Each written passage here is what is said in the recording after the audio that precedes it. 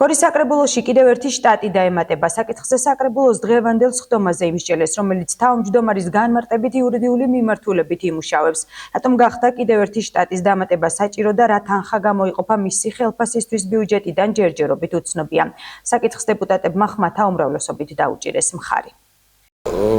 ეს ეხება ხელშეკრულების დასაქმებულ პირთა შეზღუდვიდან გამონაკლისის დაშვების შესახებ. აქ მოთხოვნა იყო ჩვენი, რომ საკრებულოს აპარატის გამართული მუშაობისთვის და მათ შორის სამართლობრივი აქტებზე და მათ რევიზიაზე, რომელიც საკმაოდ არის საკრებულოში წარმოდგენილი ხოლმე, როგორც მიმდინარე ასევე უკვე მიღებული აქტების გადახალისება და რევიზია ჭირდება სამართლებრივი განათლების მქონე სპეციალისტი დამატებით და ამიტომ თხოვნა მივმართეთ საკრებულოს, რომ გამონაკლისის წესიდან თანხმობა მიგვიღო, რომ მოხდეს ხელშეკრულებით აყვანა ამ სპეციალისტის.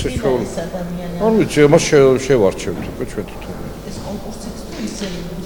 ეს ხელშეკრულები ეხება, ეს არ არის შტატი, სადაც სავალდებულოა უკვე ღია საჯარო კონკურსი ხოლმე. და გადავწყვიტავთ ფორმას და კრიტერიუმებს, რის მიხედვითაც შევარჩევთ ასე. სამართლებრივი სპეციალობა, იურიდიული განათლების მქონე ადამიანებს ჭირდება და ავიყვანთ ასეთ ადამიანს.